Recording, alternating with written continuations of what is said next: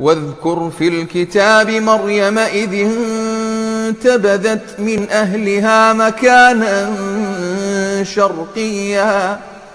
فاتخذت من دونهم حجابا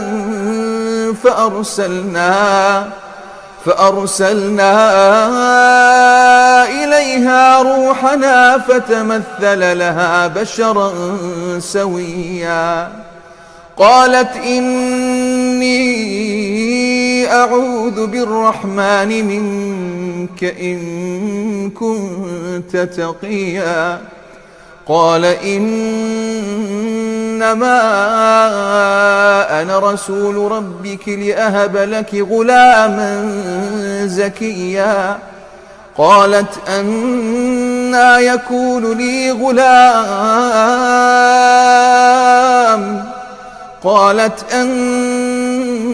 يكون لي غلام